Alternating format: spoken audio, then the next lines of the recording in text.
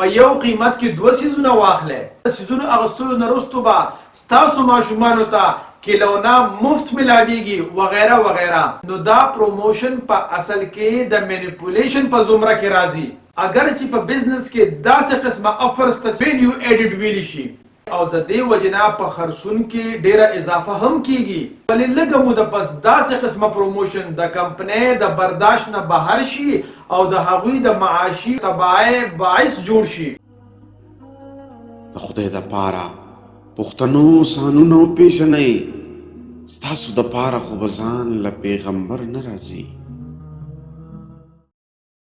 د مینیپولیشن دویمه طریقه هغه پروموشن دی یعنی ایڈورټایزمنټ. په 1950 کې په امریکا کې جی ایم، فورډ، کرسلر او اے ام سی د گاډو جوړولو د څلور غټې کارخانې وې. د دې نه مخکې چې په میدان کې غیر ملکی کمپنیانې راودانګي جی ایم کمپنۍ خپل بالادستی قائمه ساتله. جی ایم کمپنۍ په 13 صدۍ کې د ټولو کمپنیو د پاسه خپل ځان برقرار ساتل. ولی په 1990 کې ټیوټا کمپنی د امریکای په مارکیټ کې خپل شیرز ډبل کړل او ډیر په تیزی سره ترقی کول شروع کړل.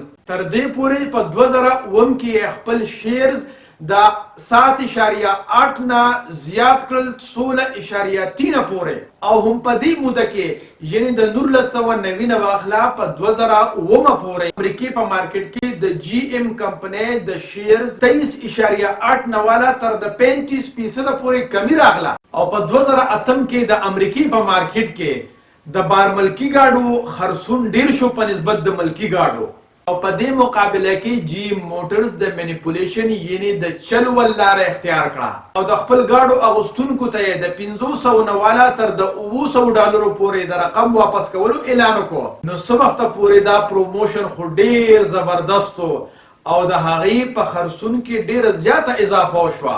خو ولې د لږې مودې پس جیم موټر دا پروموشن برداشت نه کړی شو بلکې دې پروموشن جیم کمپنی د معاشي تباهۍ په اړه دروله او دغه شانتي په یو کال کې جیم موټر ته د یو گاډي په سر $911 نقصان شو. هله کمپنۍ ته دا احساس وشو چې د رقم د واپس کولو د پروموشن دا اقدام ډیر بے مناسبه وو چې د هغې د وجنا کمپنی معاشي ته ور باندې ډیره زیاته کمزور شوه.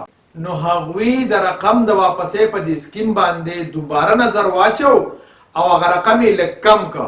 خو چې کله رقم کم که نو د گاډو خرڅون کې هم کمی راغی. ولې چې د گاډو د خرڅون کې دا اضافه خو د رقم د واپسې د اټریکټیو مقدارو او دغه شانتي خلک د سیزونو اغوستلو باندې مجبوره کولو دپاره داسې جملې استعمال شي لکه مثلا په یو قیمت کې دوه سیزونه واخلې سیزونو اغوستلو نه وروسته به ستاسو ماشومانو ته کیلونه مفت ملاویږي وغیره وغیره. نو دا پروموشن په اصل کې د مینیپولیشن په زمره کې راځي. اگر چې په بزنس کې داسې قسمه افرز ته ویلیو ایډډ ویلی شي او د دې وجنا په خرڅون کې ډیره اضافه هم کیږي. ولې لږه موده پس داسې قسمه پروموشن د کمپنۍ د برداشت نه بهر شي او د هغوی د معاشي تبعه باعث جوړ شي.